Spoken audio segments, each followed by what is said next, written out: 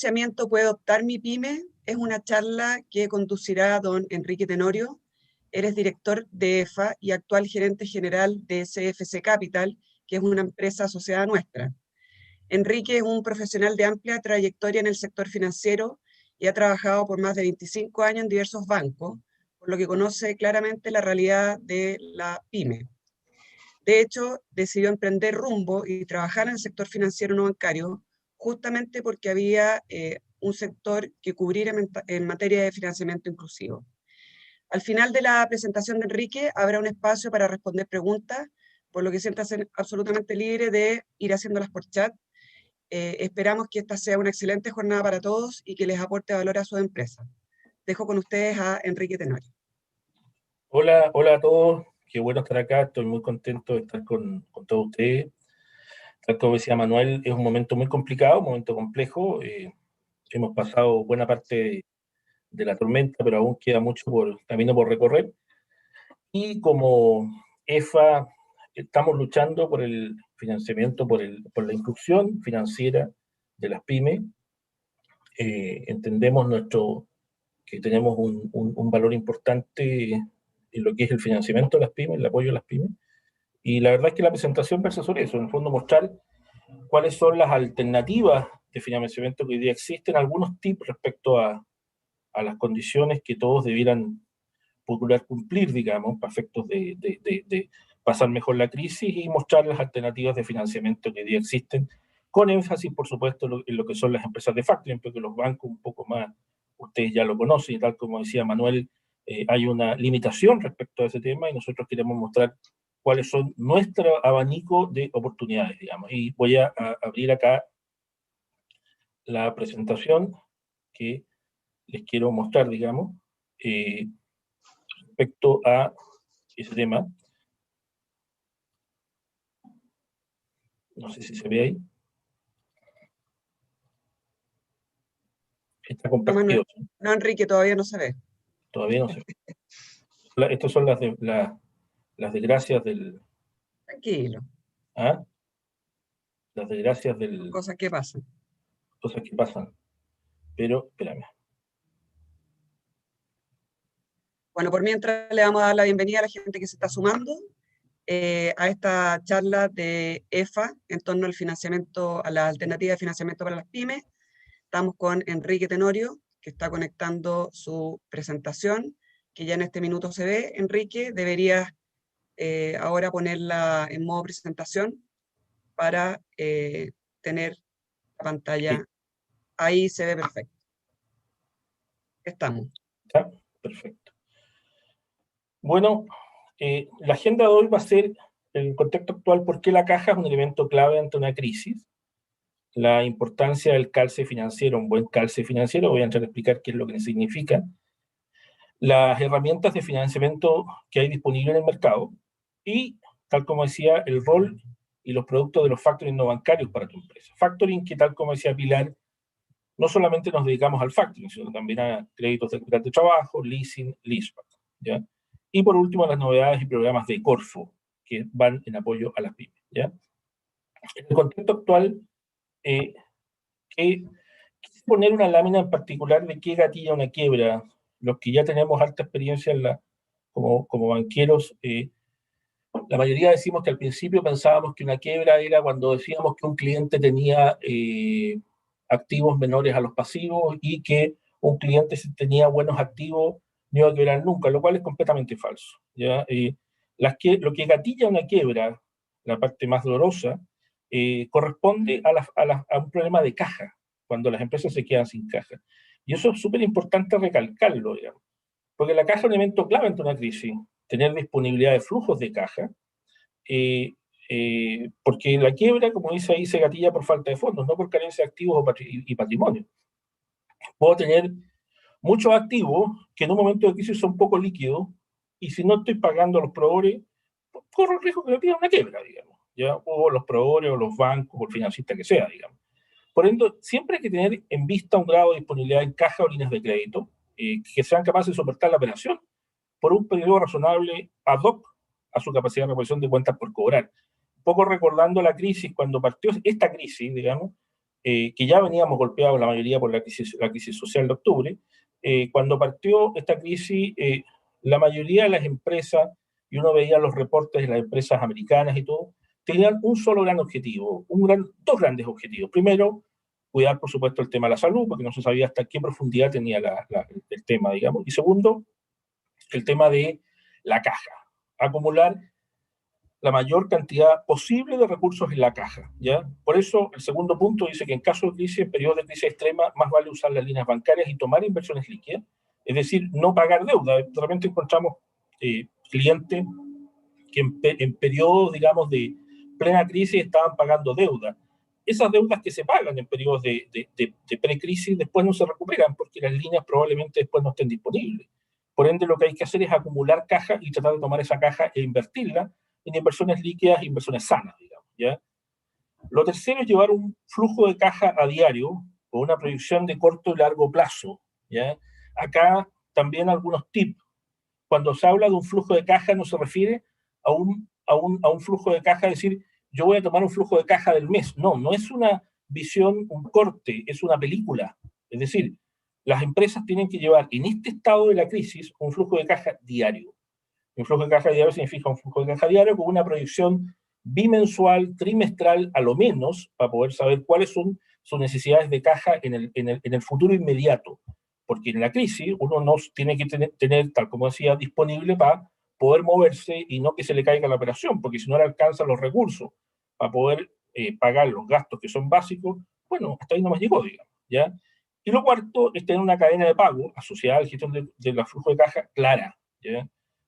Cuál es la cadena de pago clara, para poder ver dónde hay que ir a renegociar, dónde hay que ir a pedir ayuda, dónde hay que ir a pedir agüita, y con eso quedarse tranquilo con un flujo de caja definido para los meses que vienen. Eso es fundamental. Ahora, ¿por qué lo menciono? Porque de verdad que muchas veces no se ve.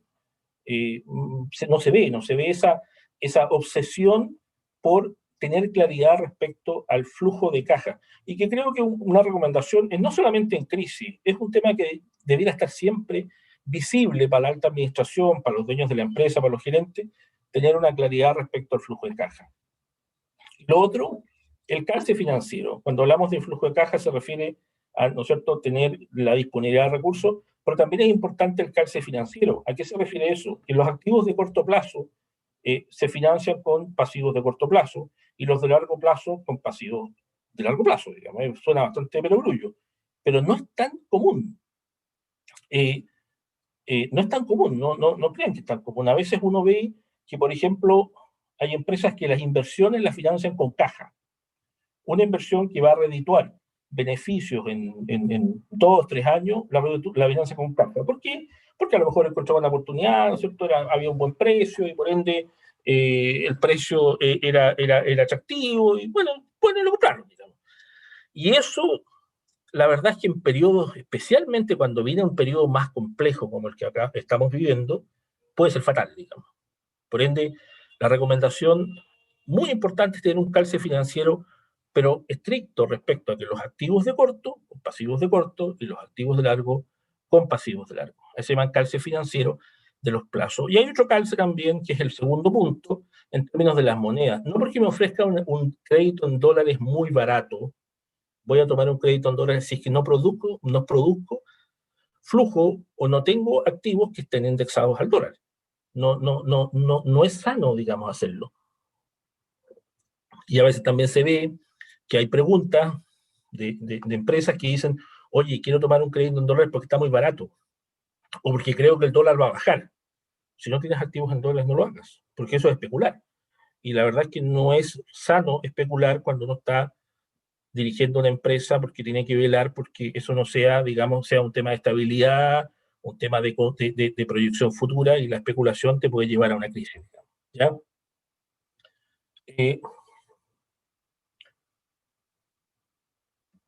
Se lo mencioné.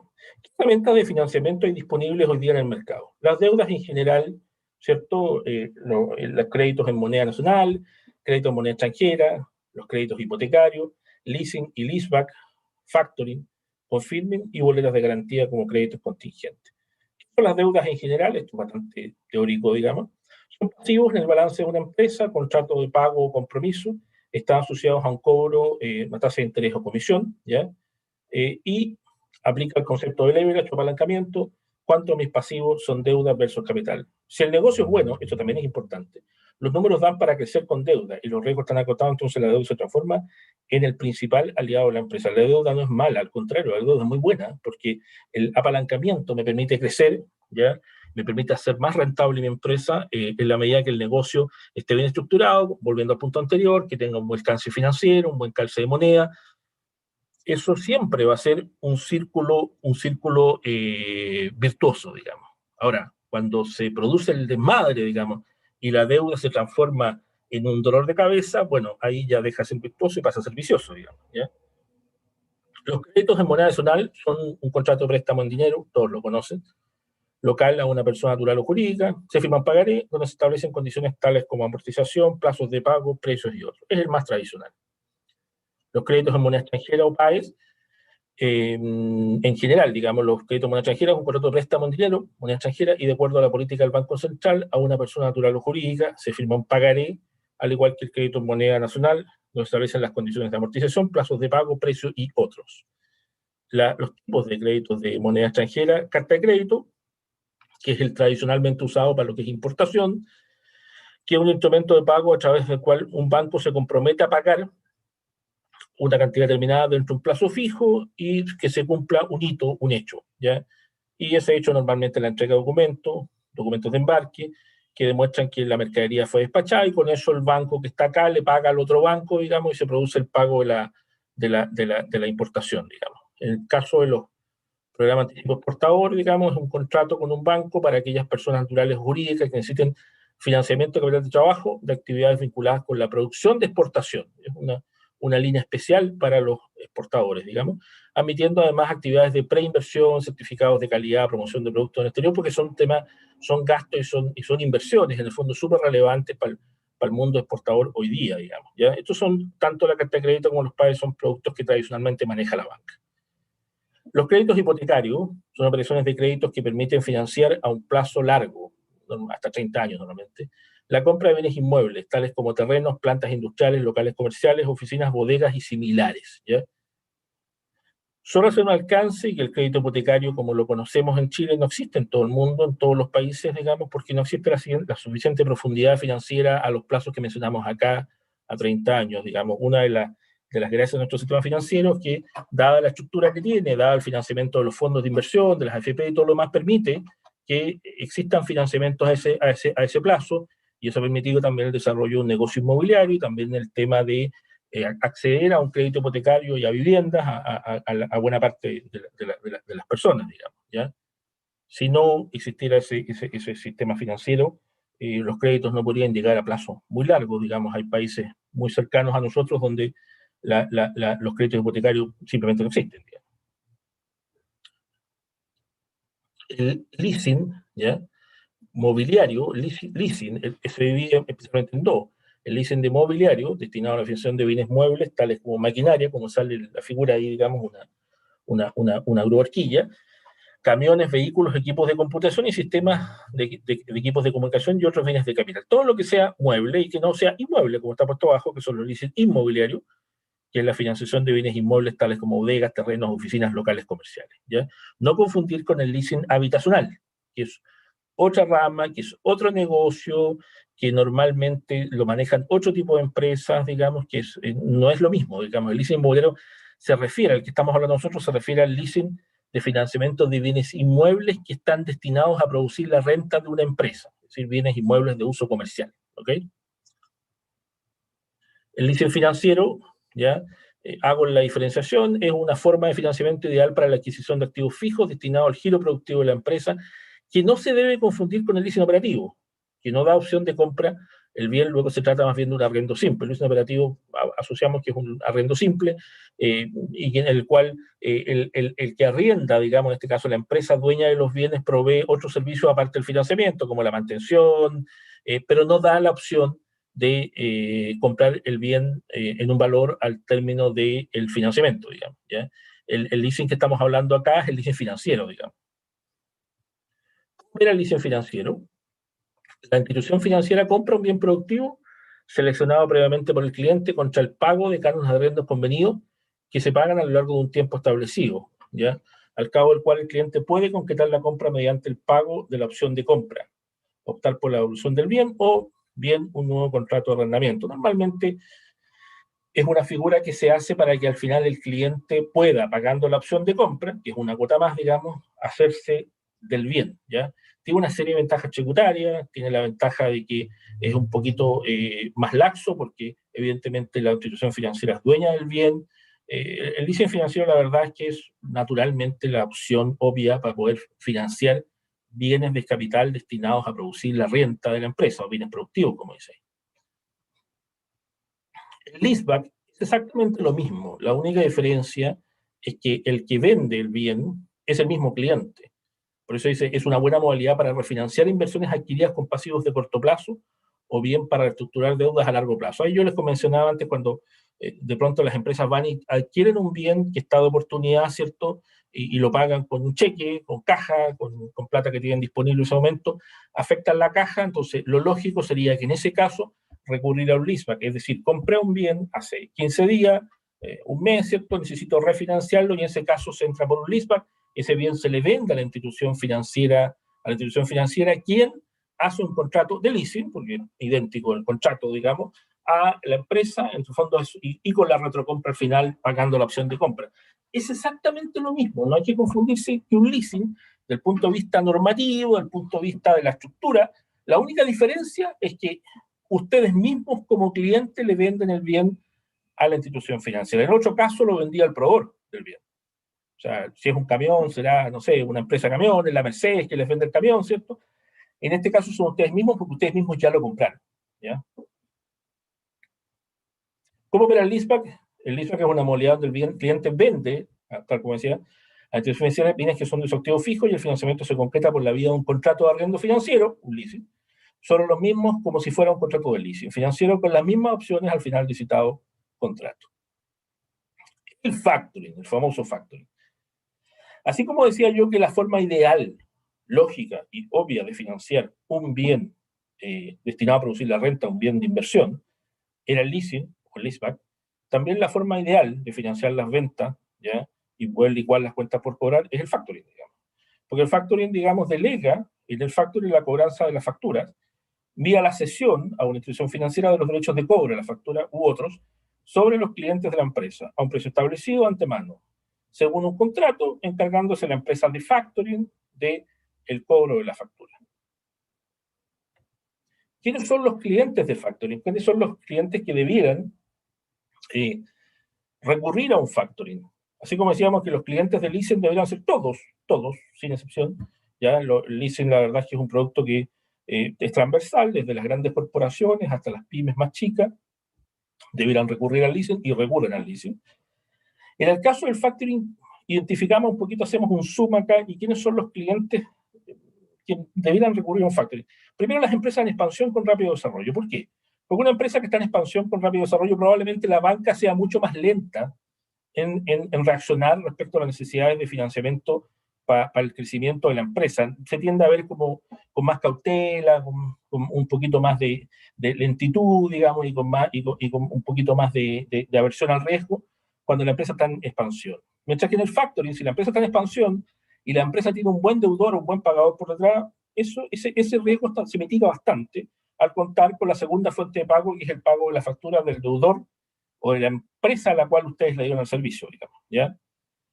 Empresas con productos no perecederos de venta repetitiva, obvio, ¿cierto? Porque repite, digamos, y los productos no perecen, por tanto, es un producto, es una venta que, un riesgo que está bastante acotado por ese lado, digamos. Empresas proveedoras de la administración y organismos públicos. Sí, claro, porque todos sabemos que los organismos públicos y la administración pública en general tienen un comportamiento de pago más lento, más burocrático, pero hay un dicho que dice que normalmente las empresas del Estado pagan tarde, mal y siempre. Es decir, al final siempre pagan, digamos. Por ende, entrar a un factoring con ese tipo de deudores finales puede ser un buen negocio en la medida que ustedes tengan considerado que los plazos de pago van a ser largos y por ende tengan considerado eso en el precio que cobraron, porque evidentemente eso va a implicar un mayor costo de interés, por el plazo en que medie entre que ustedes hagan la sesión y la administración pública, quien sea, digamos, pague, ¿ya? Empresas cuyos clientes tienen una aprobada reputación financiera, si ustedes tienen clientes, digamos, que tienen una reputación financiera excepcional, digamos, si alguno de ustedes le vende a grandes corporaciones, evidentemente los factoring van a ver con muy buenos ojos esas facturas, digamos, ¿ya? Empresas que no tienen formalmente un departamento de gestión de crédito y cobranza, porque con el factoring lo que obtienes es ceder la cobranza al factoring y te olvidas de el cobro de la factura, digamos, y te olvidas de que muchas veces en los casos de las pymes el mismo dueño o mismo gerente tiene que andar detrás de las empresas cobrándole. Y por otra parte, tiene la gracia de que no te metes en la cobranza, que siempre es un tema medio delicado. Cuando tú eres proveedor de una empresa más grande, ¿ya? Andar cobrando la factura es como un tema un poquito más complejo, digamos. Entonces, con eso le das esa pega tan simpática, se la entregas a un factoring, quien va a hacer el trabajo, digamos, y tú te puedes lavar las manos diciendo, oye, pero yo sé la factura, ¿sí? Sin figurar, digamos, ¿ya? Es también un tema re importante a considerar, digamos. Confirming. El confirming es como, para entenderlo, el confirming es como un factor al revés, digamos. En el fondo es que la institución financiera gestiona los pagos a los proveedores de una empresa o institución generalmente con grandes flujos y números de pago. El confirming apunta más que a la pyme, apunta a la empresa grande.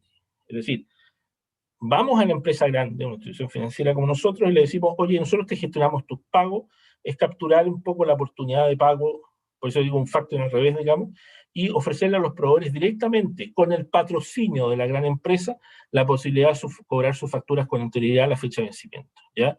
También se conoce como pronto pago, ¿ya? Pero la diferencia entre el confirme y el pronto pago es que el pronto pago es administrado por la misma empresa grande, ¿ya?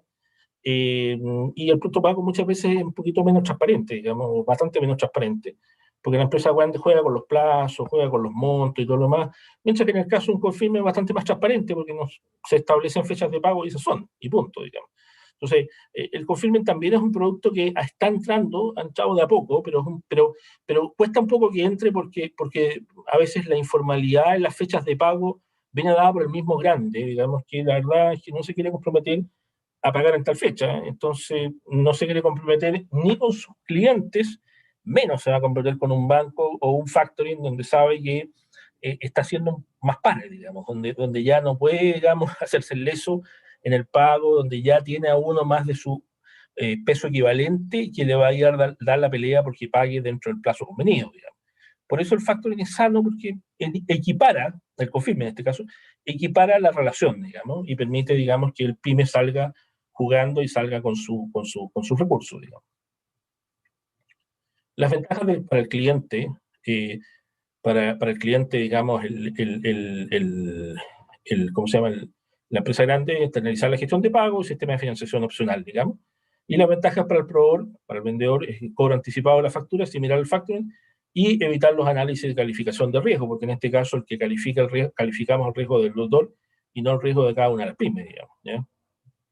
Las boletas de garantía es un instrumento, digamos, que normalmente usa la banca, algunas compañías de seguro con pólizas de garantía, que la institución financiera emite un instrumento legal por cuenta del cliente a través del cual se garantiza al beneficiario el pago de un determinado monto. Es generalmente utilizado para garantizar el cumplimiento de contratos, la seriedad de los contratos, ¿ya? Los tipos de boleta más comunes son seriedad de la oferta, licitaciones, remate, fiel cumplimiento, contrato, construcción, instalación y anticipos, por anticipos que le dan a un contratista para que inicie una obra, por ejemplo. Ya eso es lo más común. Vamos a entrar ahora al punto de conocer el rol y productos de los factoring no bancarios, digamos, que es lo que mencionábamos al principio, digamos. En los últimos años se ha desarrollado la industria de factoring no bancario principalmente gracias a los siguientes factores. Las facturas son un título ejecutivo al cabo de los 8 días. Eso fue un cambio que hubo a la norma, digamos, que permitió que tuviera mucho más peso una factura. Antiguamente la factura no tenía peso ejecutivo, por ende había mucho más discusión, mucho más discrepancia, pero hoy día la factura tiene un título ejecutivo al cabo de 8 días, ¿ya? Lo otro es un sistema de sesión electrónica o confirmación expedita, digamos. Que la factura sea electrónica permite la validación de la factura, que esté hecha la sesión y todo lo demás de forma muy expedita y de forma muy transparente, digamos. La información financiera en línea es relativamente transparente que existe hoy día cuando los clientes entregan la información de sus IVA, sus pagos y su carpeta tributaria, digamos. ¿ya? Que estén también disponibles fondos vía mercado de capitales, digamos, que existan un mercado secundario de estas facturas, que hayan fondos de deuda que estén dispuestas a refinanciar a las compañías de factoring, a las instituciones financieras en este mundo, digamos.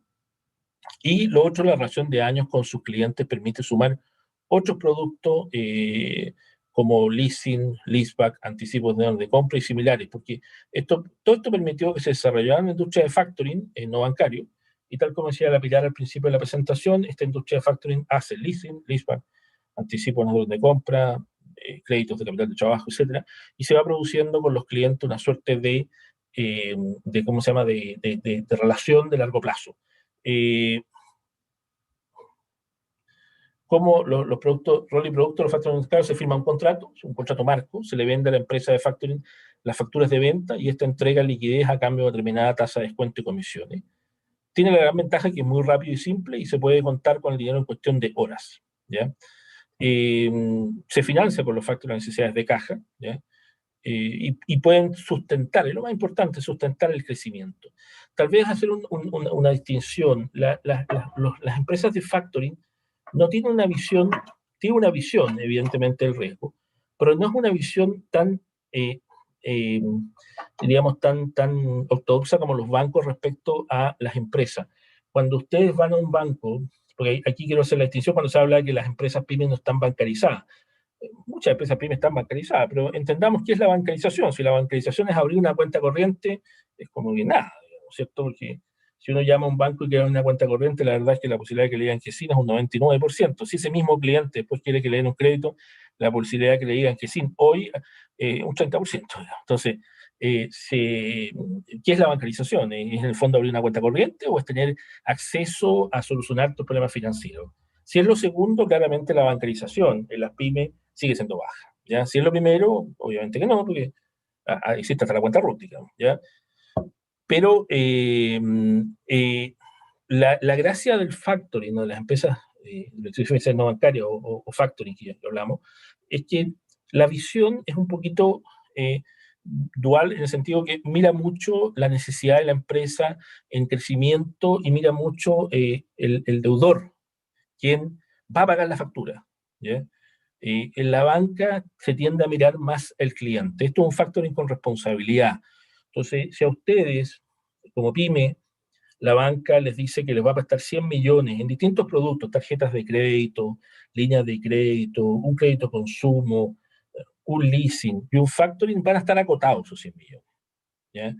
Es difícil que la banca, porque ustedes le echan una factura de un gran pagador de minera escondida, ¿cierto?, por decir un ejemplo, esté dispuesto a financiar 200 millones más. Es difícil, eso la verdad es que no se ve. En cambio, los factoring somos más pro de revisar, ¿cierto?, cómo fue tu gestión, por qué esa factura de 200 millones de minera escondida se está dando, porque te ganaste un contrato probablemente, y eventualmente estás facturando 200 millones mensuales más que antes no facturadas con minera escondida, y va a haber una mucho mayor propensión a que esa factura se financie por un factoring, y que no se financie por la banca, digamos. No estoy hablando mal de los bancos, pero en la experiencia, yo fui banquero 25 años y en la experiencia que uno ve ya, es mucho más difícil mover eso, es mucho más lento. Los factoring no. Los factoring tenemos una ventaja, que somos muy ágiles, digamos, y podemos contar con el dinero en horas, ¿ya? El ejemplo de una operación de factoring típico, ¿cierto? La factura tiene 10 millones, financiamiento del 95%, la tasa de descuento 1,5, los gastos 30, y al final significa que te va a llegar un adelanto de 9.287.000, que es lo que está puesto al final. La tasa se cobra en el origen, digamos, ya cuando el deudor pague la factura, el factor le va por total de la deuda. El excedente de 500.000 pesos que quedó entre los 10 millones y solo financiamos el 95, es decir, quedaron 500.000 pesos, será devuelto por la empresa de factoring, salvo que la factura se pague con atraso al plazo pactado con el factoring. En ese caso se descontarán del mismo. ¿Por qué se financia normalmente un monto menor a la parte de la factura? Precisamente por eso, porque si hay atrasos, ese excedente que deja la diferencia entre el monto de la factura y el porcentaje financiado es el que sirve a financiar ese eventual atraso, digamos. Entonces, volvemos al tema de que, desgraciadamente, los plazos no son precisamente muy claros, digamos, muchas facturas, digamos, y no están precisamente establecidos, y a veces son 30 días, a veces son 60, a veces son 45, digamos. Entonces, hay que dejar un cierto colchón para poder amarrar esa diferencia de precio por la eventual mora que pueda ocurrir, digamos, ¿ya? Punto importante, recuerda, compra y cotiza, pide que te expliquen todos los costos asociados, exige una liquidación en cada operación, puedes operar con más de un factoring, puedes factorizar aunque estés en DICOM, opera con empresas que tengan trayectoria en el mercado. Es súper importante esto. La EFA nos hemos preocupado mucho, somos muy preocupados, tenemos un comité de ética muy fuerte, digamos, respecto a, y valores de ética muy fuertes respecto a la transparencia. Cada operación tiene una liquidación, digamos. Si tú hiciste una operación por 10 millones, el factoring se quedó con 500.000 para poder pagar eventual mora y no hay mora, los 500.000 pesos son tuyos. No son del factoring, digamos, ¿ya? Por eso es que se exige una liquidación en cada operación, digamos. Que te expliquen todos los costos asociados, que tengas claro, digamos, los costos. Hoy día hay varios factoring que ya pueden en su propia página web mostrar la información de liquidación de sus operaciones históricas, con lo cual tú puedes entrar y revisar cuál fue el estado de tu operación y cómo se liquidó esa operación, ¿ya?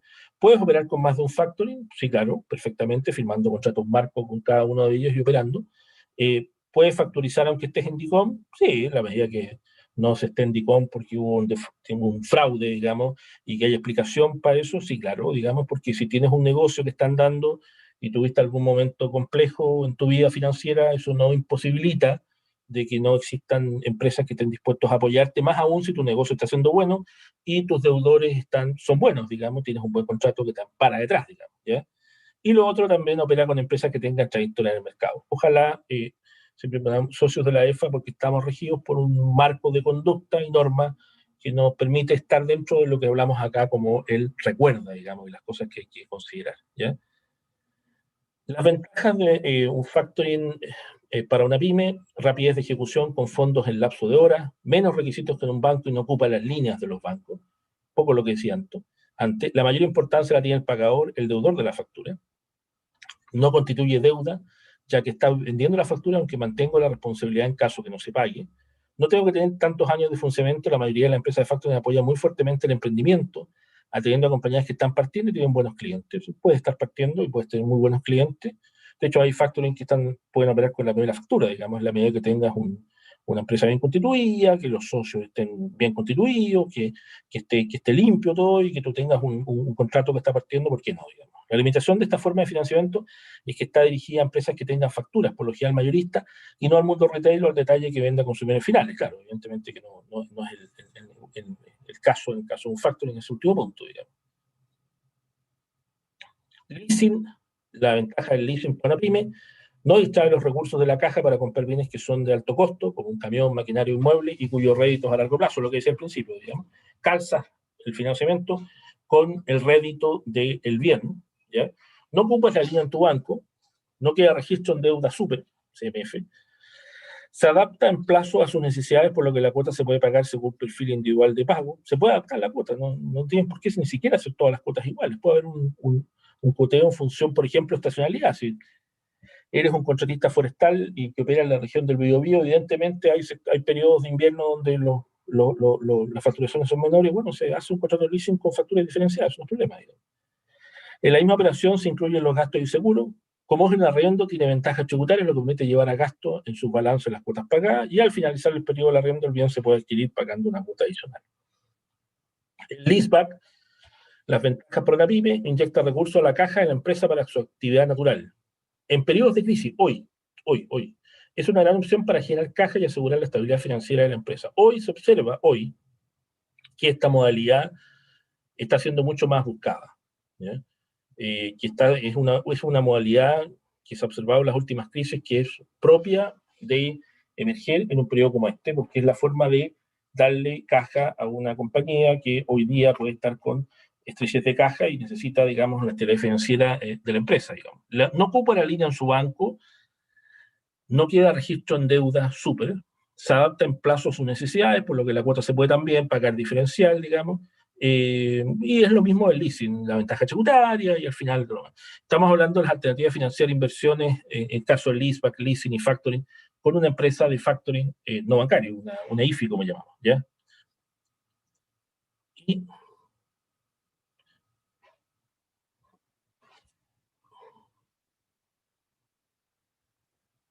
Novedades y programas de Corfo. Los programas de Corfo hoy día son esencialmente, o los programas del Estado, mejor dicho, son esencialmente dos. Uno es el FOGAPE, administrado por Banco Estado, pero lo provee toda la banca, orientada a empresas y algunas cooperativas, digamos, ¿ya? Normalmente no están, digamos, las empresas de factoring no bancarios, digamos.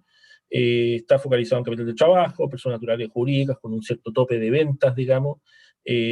Productos dependen de cada IFE otorgante y la cobertura según tamaño y condición especial. El otro es el FOGAIN, que lo administra Corfo, ¿ya? Que tiene un mayor foco en inversiones. Nació como eso, pero hoy día también está con el de trabajo, pero un mayor foco en inversiones. O sea, Fondo de Garantía de Inversión se llama, de hecho. Personas naturales o jurídicas también con un tope de venta, ¿ya? Y que dependen de cada IFE otorgante, ¿ya? Y cobertura según tamaño y otras variables. Estos son dos productos, digamos, que están con garantía estatal y que son administrados normalmente por la banca y algunas instituciones financieras no bancarias, digamos, más de mayor tamaño, pero que están bastante acotados y ustedes lo han visto en la prensa y se ha comunicado, digamos, por ejemplo, el tema del FOGAPE COVID, que son bastante acotados y que, claro, fueron una gran ayuda en un momento, pero que aún así no son entregados en forma digamos, masiva. Uno observa de pronto que son una forma de proteger también a los bancos, digamos, en periodos de crisis, pero no son la solución. O sea, claramente no es la solución final al problema financiero que pueden tener las pymes, que son nuestra obsesión, digamos, apoyar las pymes en un momento de crisis como este o otro tipo de crisis, digamos, ¿ya? Y los programas que tiene Corfo, que Corfo tiene un programa de garantías, que lo hablábamos ahí con el tema del FOGAIN, el COVEX y la proinversión, financiamiento, donde la Corfo financia, ¿ya?, a intermediarios financieros no bancarios a través de un crédito Corfo MIPYME que sí llega y que permite a las compañías como nosotros, a las instituciones financieras no bancarias, entregar créditos comerciales, leasing, factoring y boletas de garantía, eventualmente boletas de garantía, a través de un crédito que entrega Corfo a las compañías de factoring no bancario y que entrega al final estos créditos a tasas bastante convenientes, digamos, y con ciertas limitaciones. Y eso es lo que vemos, digamos, como EFA, digamos, más que lo otro que son coberturas de garantía en la cual nosotros no estamos, digamos. Eso sería todo. Muchas gracias por su atención y esperemos las preguntas para poder ayudarlos a resolver todas sus dudas.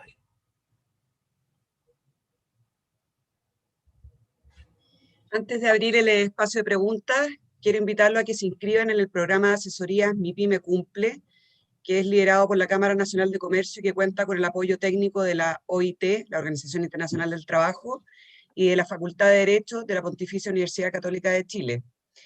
Este programa, Mi Pyme Cumple, en el cual ustedes se inscriben a través de www.mipymecumple.cl, está dirigido a pymes que necesiten apoyo en materias legales, obligaciones y capacitación e información principalmente.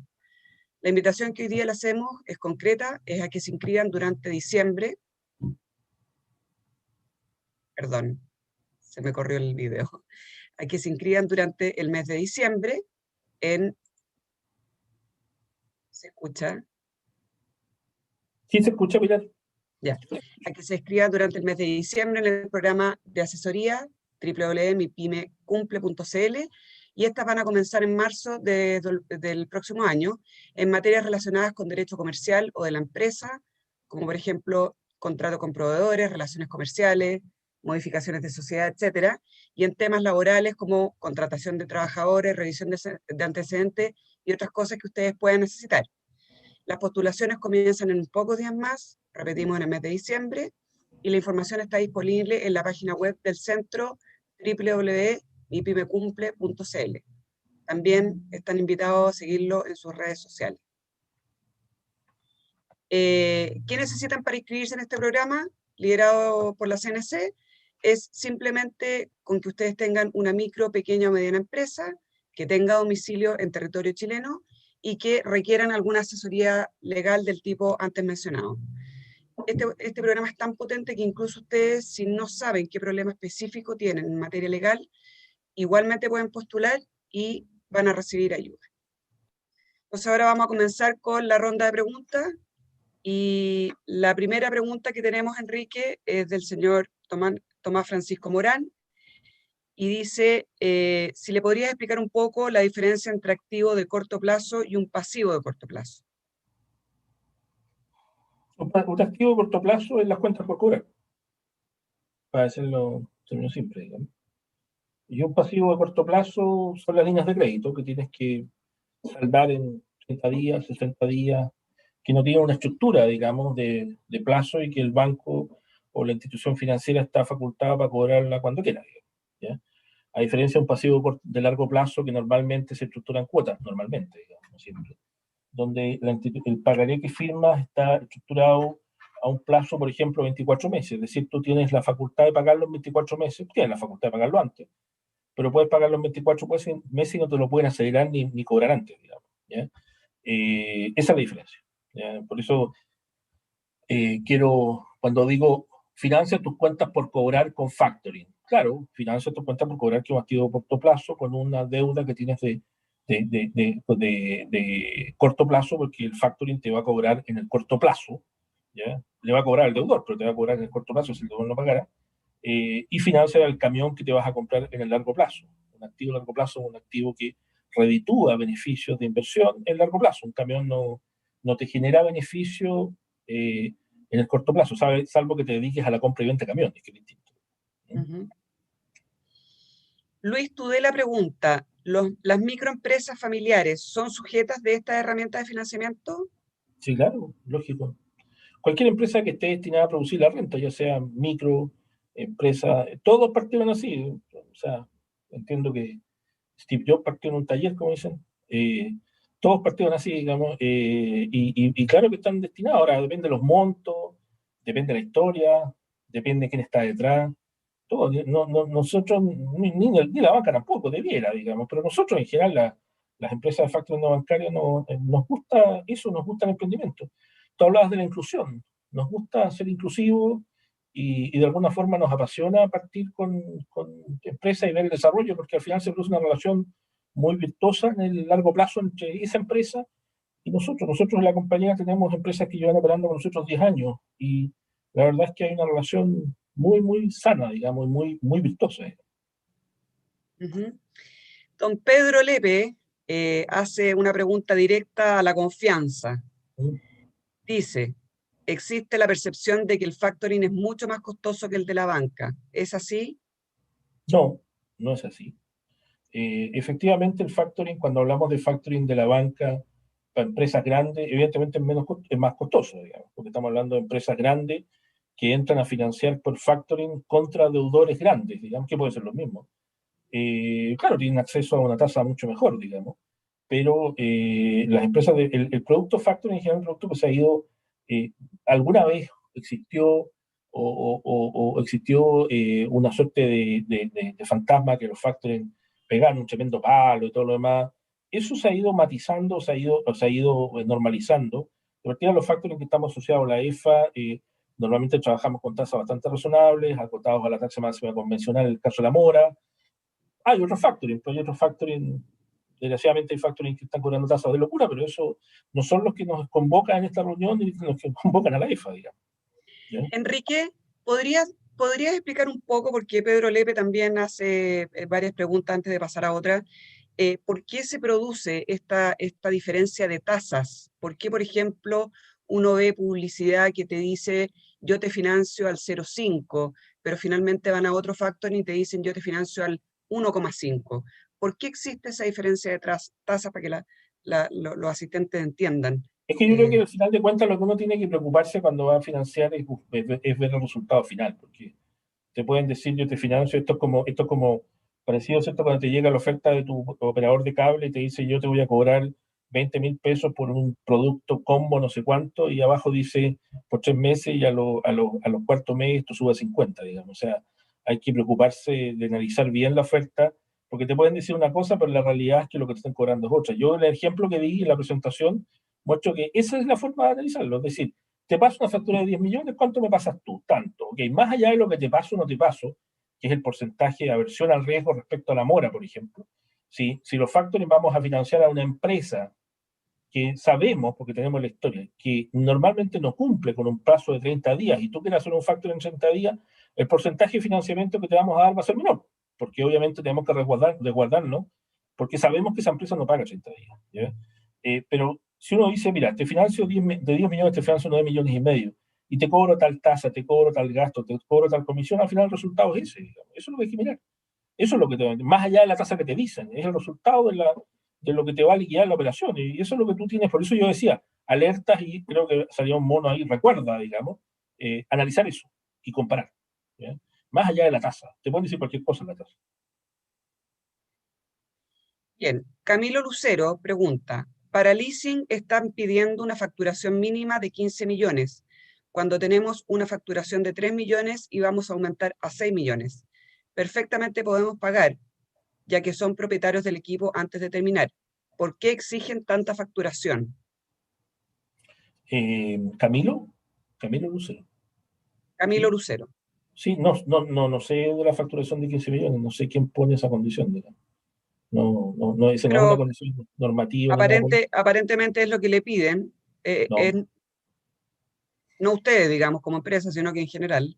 no veo por qué, digamos. Yo creo que depende de tu giro, depende de tu rubro. Ahora, cuando el Camilo dice, oye, ¿por qué eso si ustedes son dueños? Bueno, la verdad es que nosotros no somos administradores de bienes, digamos, no damos un leasing con la intención de quitar el bien y ser dueños del bien.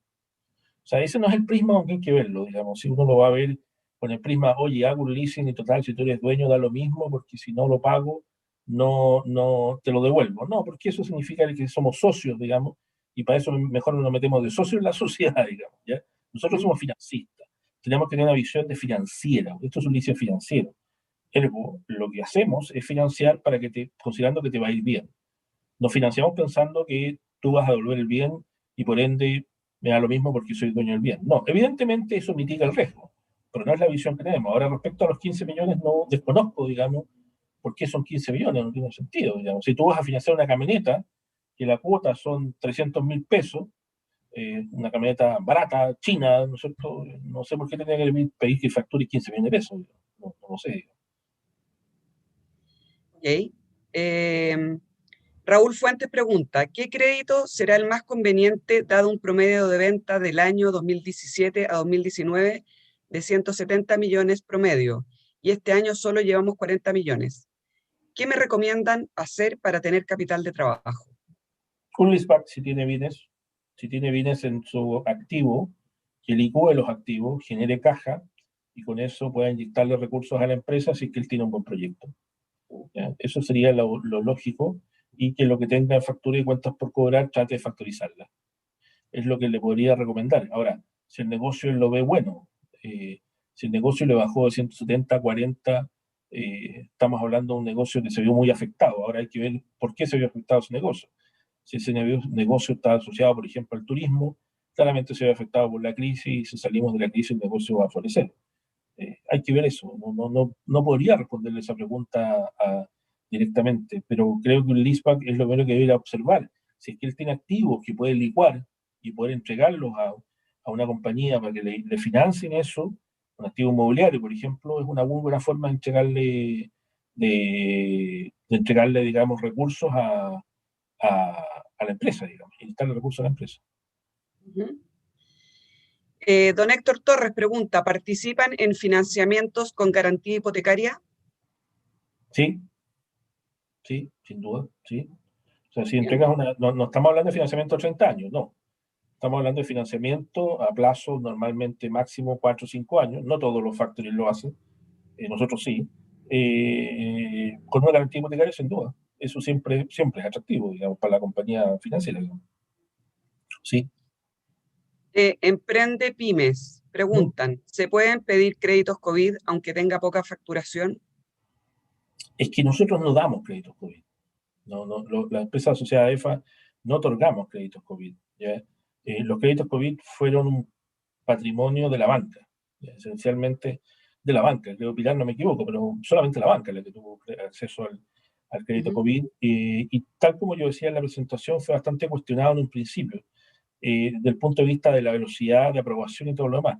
El crédito COVID fue otorgado a la banca por el FOGAPE, que es del Banco Estado, que lo administra, no es que sea solo el Banco Estado, eh, y cada banco aplicó su criterio, digamos, discrecionalmente de su criterio de riesgo para entregarlo. Ahora, como es un crédito con garantía estatal, el Estado confía en la banca de que va a entregar los créditos COVID a quienes van a poder pagar. No se trata de que sea un saco sin fondo y que al final nos encontremos en 2 años más teniendo que hacer frente a miles de millones de dólares de impagos.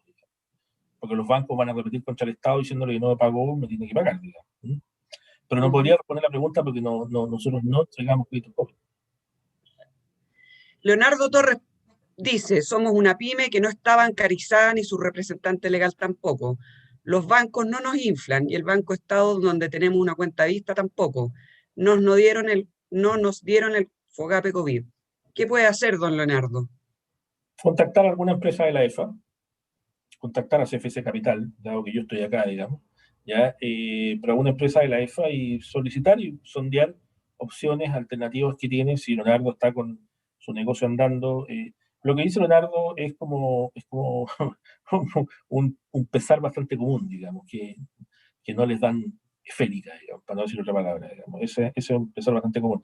Nosotros, Leonardo, trabajamos con las pymes, trabajamos para las pymes. Ese es el foco que tenemos en la EFA y en CFC, por ende, vas a tener mayores posibilidades de solución con una empresa como las nuestras que con un banco, sin duda. Ahora, hay que analizar caso a caso, ¿no?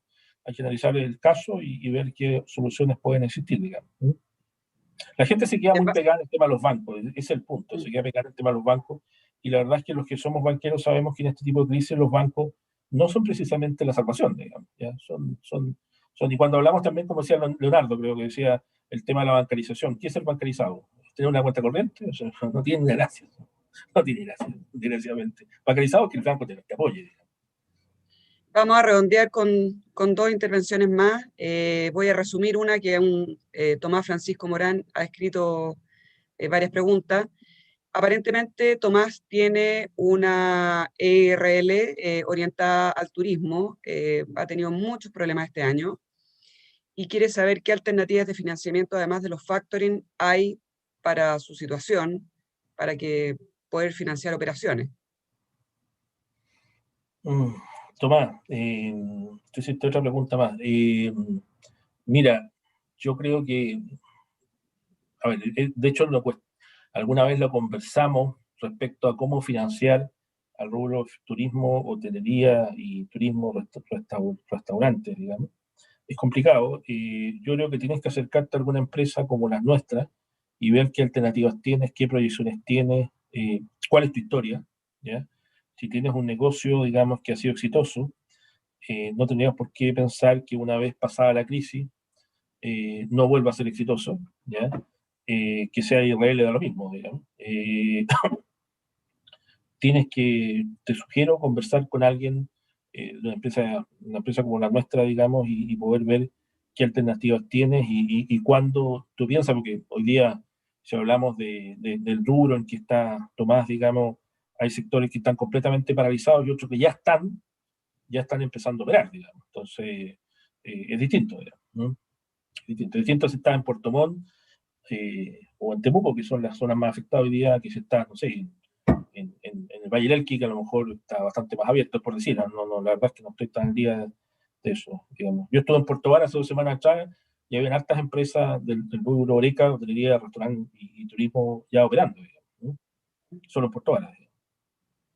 Ángel Valenzuela pregunta, ¿qué líneas de financiamiento o venture capital tienen para startups sin facturación? Eh, no lo veo, ¿eh? No, nosotros estamos en el mundo factoring, facturas, startup, entramos con facturas. No lo sé, si habrán otros asociados que estén con eso, es un poco más difícil, digamos. Sí, yo no Creo lo he que, escuchado tampoco.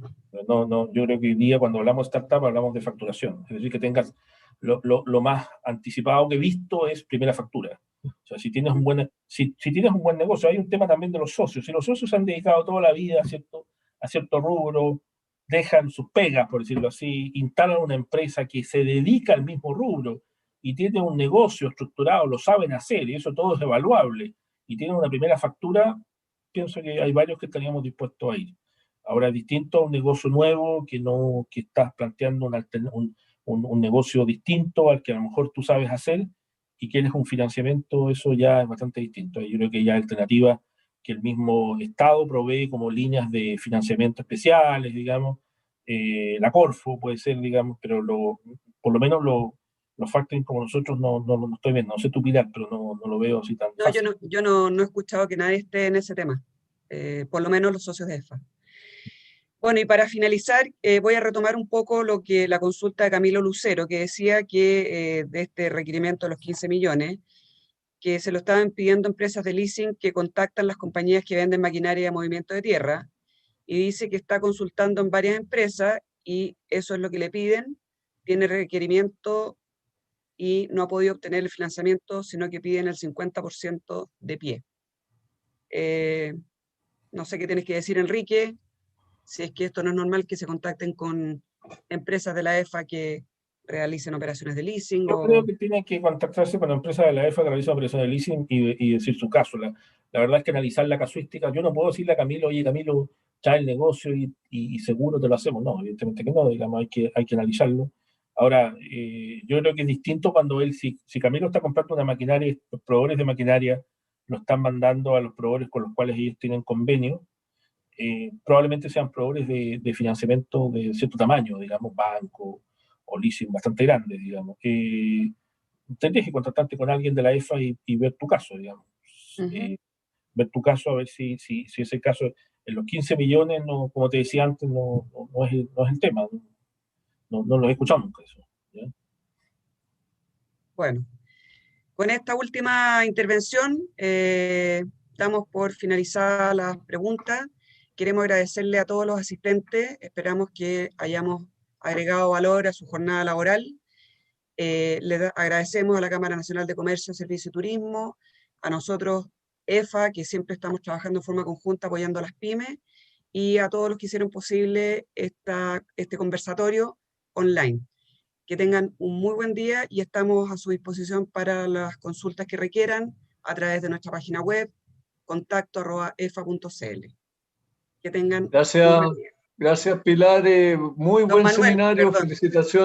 felicitaciones a Enrique por su excelente exposición y muchas gracias a EFA por este esfuerzo y veo que hubo una gran cantidad de participantes, excelentes las preguntas, estuve muy atento a ellas, aprendí muchísimo, así que buena actividad, que se repita y que tengan un muy buen día. Gracias. Gracias, Manuel. Gracias a ustedes por Gracias. invitarnos.